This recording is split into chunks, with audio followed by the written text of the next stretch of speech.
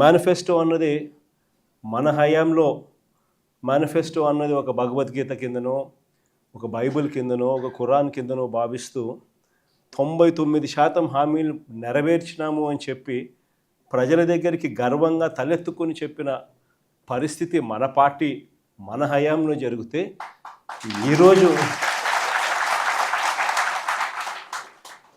Manifesto అన్నది చెత్తబుట్టలో పడేసిన పరిస్థితులు మళ్ళీ ఈరోజు చూస్తూ ఉన్నాం.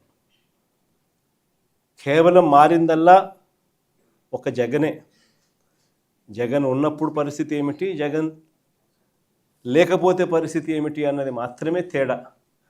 గమనించినట్లయితే ఈరోజు పరిస్థితి ఏమిటి అని అంటే, గతంలో చంద్రబాబు నాయుడు గారు చెప్పినట్టుగా జగన్ ఇచ్చేటివన్నింటినీ ఇస్తాను, జగన్ ఇచ్చేటివే కాకుండా అంతకు మించి సూపర్ 6లు సూపర్ 7లు ఇస్తానని చెప్పిన పెద్ద మనిషి ఈరోజు పరిస్థితి ఏమిటి అని అంటే, బిర్యానీ పెట్టలేదు ఎలాగూ, ఉన్న పలావ్ కూడా పోయింది అని చెప్పి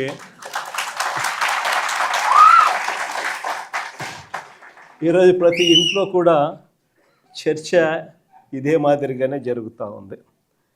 ఒకవైపునేమో సూపర్ 6లు సూపర్ 7లు మోసాలుగానే మిగిలిపోయిన పరిస్థితులు, మరోవైపున మన పథకాలన్నీ కూడా రద్దయిపోయి ఈరోజు పూర్తిగా చిన్నాభిన్నమైపోయిన పరిస్థితుల మధ్య గ్రామీణ ఆర్థిక వ్యవస్థ ఈరోజు కనిపిస్తూ ఉంది. విద్య, వైద్యం, వ్యవసాయం, సుపరిపాలన, లా అండ్ ఆర్డర్, సంక్షేమం, అభివృద్ధి ఇవన్నీ కూడా ఈరోజు తిరోగమనంలోనే కనిపిస్తూ ఉన్నాయి. ఎక్కడా కూడా ఫలాని మంచి చేశాము అని చెప్పే పరిస్థితి పోయి ఈరోజు ఎక్కడ చూసినా కూడా తిరోగమనమే కనిపిస్తుంది. ఇంకో ఆశ్చర్యకరమైన విషయం ఏమిటో తెలుసా?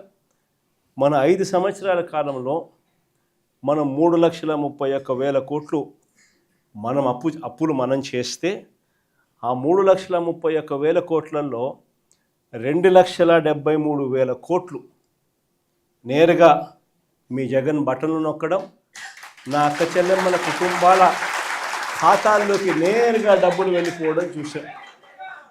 ఆ 2,73,000 కోట్లు ఎవరి అకౌంట్లలోకి పోయాయి, వారి ఆధార్ నెంబర్లు ఏమిటి అని కూడా మనం ఇవ్వగలుగుతాం.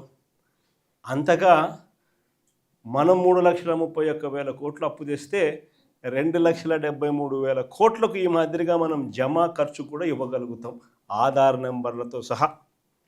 కానీ